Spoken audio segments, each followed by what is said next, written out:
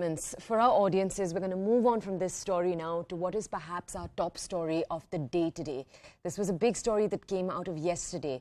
In Rajasthan, a 9-year-old Dalit boy died after being beaten up by his teacher. Updates on that story are what we're going to now move to.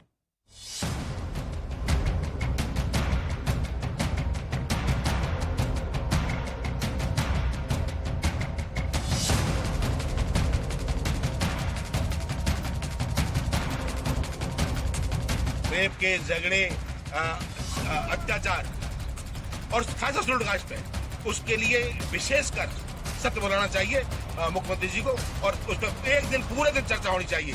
देश की जो स्थिति है उसको, और ये जो आपका महोत्सव मना रहे हैं अपना आजादी का, उसके लिए बहुत ही अत्यंत आवश्यक है।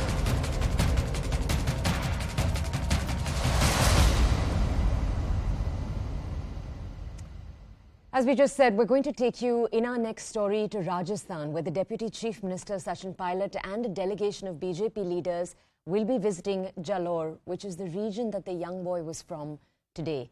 Remember, this incident originally occurred on July 20th at the Saraswati Vidya Mandir, which is a private school in Surana village. After the incident occurred, the young boy was taken to multiple hospitals. Now, his teacher, Chel Singh, has been arrested on murder charges, except that the murder only took place over the weekend, despite that the original incident took place more than 20 days ago. He's also had charges against him under sections of the SC/ST Atrocities Prevention Act.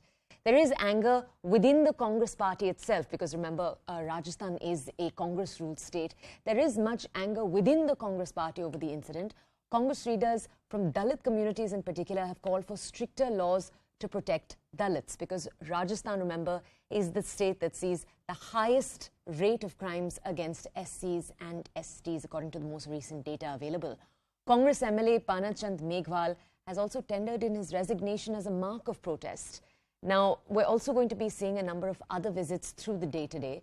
Right now, I want to take you through reactions that came in yesterday to this story, because we broke the story yesterday. Then we'll connect with a reporter on the ground. चार मंत्री राजस्थान सरकार के वहां पर पहुंचे, उनके एक MLA ने इस्तीफा भी दे दिया है। आप उस राज्य में विपक्षी पार्टी हैं, आप कैसे देखते हैं? जब से ये घटना घटी है, भारतीय जनता पार्टी जब से कांग्रेस का शासन आया तब से इस मत की रही है कि ये कांग्रेस की सरकार दो भागों में बंटी होने के कारण शासन नाम की कोई वहां चीज नहीं है। दलितों पे अत्याचार बढ़े, महिलाओं पे अत्याचार बढ़े, कानून व्यवस्था एकदम बिगड़ी। ये जो घटना है ये तो पराकाष्ठा है कि इस तरह की घटना घट गई, और अब जाकर के उसकी लीपापोती करने का प्रयास कर रही है राजस्थान की सरकार। भारतीय जनता पार्टी प्रदेश अध्यक्ष जी से हमारी बात हुई है, हमारे लोग भी जाएंगे, एक कमेटी भी बनेगी। लेकिन मैं फिर कह रहा हूं कि जो दलितों पे जो अत्याचार बढ़े हैं उसमें राजस्थान सरकार की बिगड़ती हुई कानून व्यवस्था का ये द्योतक है।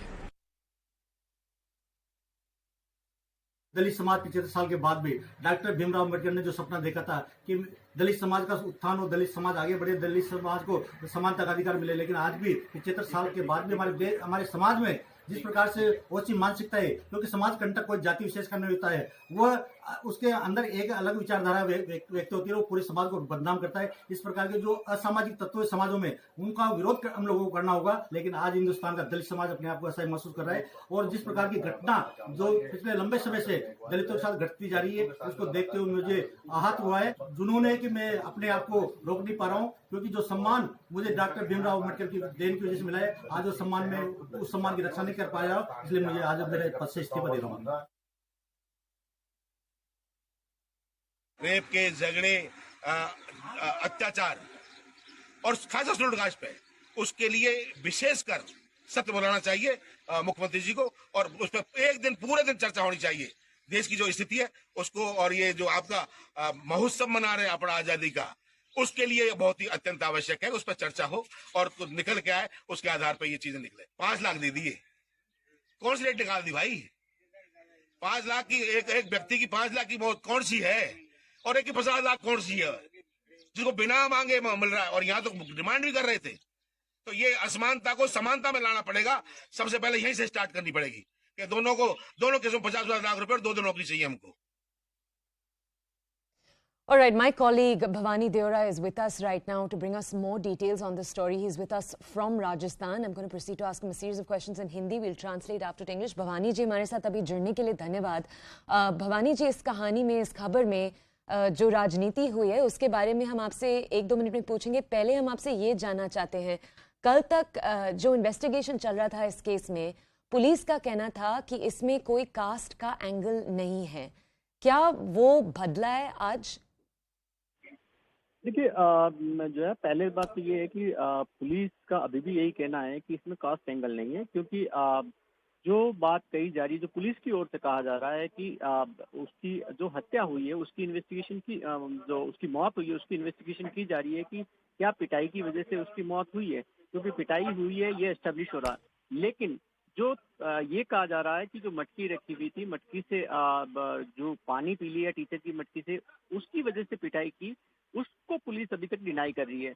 लेकिन क्योंकि अब इस पर पॉलिटिक्स शुरू हो गई है, कांग्रेस के एक एमएलए ने कल ही इस्तीफा दे दिया और उसके बाद में वो आज समर्थकों के साथ में आज जालोर रवाना हो गए। इस बीच में बीजेपी नेता किरोड़ी लाल मीणा वो भी अपने समर्थकों के साथ में मौके पर पहुंच रहे हैं। सचिन पायलट जा रहे हैं, सरकार के कुछ मिनिस्टर्स भी आज पहुंच रहे हैं। तो इस मसले पर पॉलिटिक्स काफी ज्यादा हो रही है बीजेपी कांग्रेस की ओर से, और दोनों तरफ से जो डिमांड की जा रही है वो एक ही डिमांड है कि 2 चीजें, एक तो कंपनसेशन, जो मुआवजा 5 लाख दिया गया उसको 50 लाख किया जाए, नौकरी दी जाए फैमिली को। और क्योंकि इसको लेकर अब थोड़ा सा कई जगह पर तनाव की स्थिति देखने को मिली। आज उदयपुर के अंदर प्रदर्शन का कॉल था इसी मुद्दे पर, इसलिए एक धारा 144 लगा दी गई है उदयपुर के अंदर, क्योंकि कुछ आदिवासी समुदाय से जुड़े लोग प्रदर्शन कर रहे थे, उनका कॉल था। तो ऐसे को लेकर 2 तरीके की अभी राजस्थान सरकार के सामने लॉ एंड ऑर्डर की परेशानी है कि ये जो जालोर का टेंशन है वो पूरे राजस्थान के अंदर और कई जगह लॉ एंड ऑर्डर की स्थिति नहीं ले। और दूसरी तरफ आज एसटी कमीशन के चेयरमैन वहां पहुंच रहे हैं, वो इस पे फैक्ट फाइंडिंग के लिए, रिपोर्ट के लिए कि आखिर वजह क्या रही, क्योंकि अगर इसके अंदर छुआछूत अगर वजह आती है SC/ST एक्ट के अंदर जिसमें केस दर्ज है, तो उसमें भी अलग कार्रवाई के प्रोविजन है, और वो बड़ी चिंता की बात है और सरकार के लिए बड़ा सवाल है। सर, यहीं पे मैं आपसे और जानना चाहती हूँ, बहुत प्रश्न इसलिए पूछे जा रहे थे कि 20 दिन कहाँ गए? वो जो 20 दिन थे, 20 दिन पहले हमने देखा इस लड़के के साथ ये हादसा हुआ, ये जो FIR है वो वीकेंड में ही दर्ज हुआ, उसके बारे में आप हमें और बता सकते हैं? और वो इन्वेस्टिगेटिव प्रोसेस के बारे में आप हमें और बता सकते हैं? देखिए, जब ये 20 जुलाई को जो घटना हुई थी उसके बाद में 20 जुलाई के बाद में पहले कहा जा रहा था कि ये चोट जो फैमिली ने समझा, परिवार ने, की गंभीर चोट नहीं है। उसके बाद में उन्होंने डॉक्टर को दिखाया। जब इस बीच में परिवार का कहना है कि इनकी नोटिस में आया तो उन्होंने स्कूल को कंप्लेन की थी। इस दौरान कुछ लोगों ने, गांव वालों ने आपस में नेगोशिएशन कराया, टीचर के बीच में, इनके बीच में जो मारपीट का मसला था। तब तक जो ये एंगल है मटकी वाला, यह नहीं आया था। फिर उसके बाद में क्योंकि इसको फिर आगे उदयपुर रेफर कर दिया गया, उदयपुर में फैमिली इलाज करा दी थी, उसके बाद में अहमदाबाद रेफर कर दिया गया और अहमदाबाद में 13 तारीख को मौत हो गई। तो जब डेथ हुई उसके बाद में जाकर फैमिली ने केस रजिस्टर कराया। इससे पहले पुलिस ने केस रजिस्टर नहीं कराया। न पुलिस की ओर से कोई आगे बढ़कर केस दर्ज किया गया, न स्कूल की ओर से कंप्लेन दर्ज कराई गई, या कहीं पर भी ऐसा नोटिस में आया नहीं। इसीलिए पूरे इस मामले में जो इन्वेस्टिगेशन है वो काफी इम्पोर्टेंट है, क्योंकि जो 20 दिन का ये ग्रेस पीरियड है, अगर ये मामला नोटिस में आया कि अगर छुआछूत का बड़ा मसला था, अगर जो पिटाई का मसला था, तो स्कूल ने इन्फॉर्म क्यों नहीं किया पुलिस को, और इस मामले में एक्शन जो पहले होना चाहिए था स्कूल के खिलाफ भी, वो क्यों नहीं हुआ। जी। All right, Bhavani ji, thank you so much for bringing us those details. Sir, stay with us because the next piece of news is also coming into us from Rajasthan. We're going to switch tracks very quickly. This is a different, unrelated story. A 50-year-old man, a vegetable vendor, was allegedly beaten to death by a mob on suspicion of being a thief. This is in Rajasthan's Alwar district on Monday. The man is identified as Chiranji Lal Saini. He was thrashed by around 20 to 25 people belonging to one community. He died while being treated at a hospital in Jaipur. The incident happened in the Rambas village of the Alwar district. Now we'll go back to my colleague Bhavani to understand more. Bhavani ji, obviously जब ऐसे incident होते हैं तो retaliatory attack का भी बहुत fair रहता है। आप हमें बता सकते हैं सेक्शन 144 अनाउंस किया गया है इस एरिया में?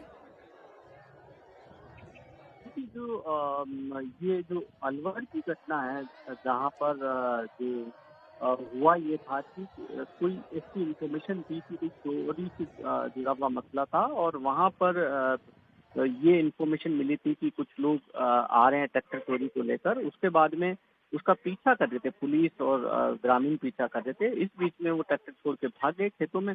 तो उस दौरान इंसिडेंटली ये जो दूसरा पर्सन है वो आ रहा था और उसको पकड़ लिया, उसकी पिटाई की। पिटाई के बाद में उसको पहले अलवर फिर उसके बाद में जयपुर रेफर किया गया, जहाँ पर उसकी मौत हो गई। All right, Bhavani ji, thank you so much for bringing us details on that story. Horrifying news coming in over there. Right now, it is time for a short break. On the other side, we're going to move on. We're going to continue to take a look at all of the country's top stories. We'll see you in just a few minutes.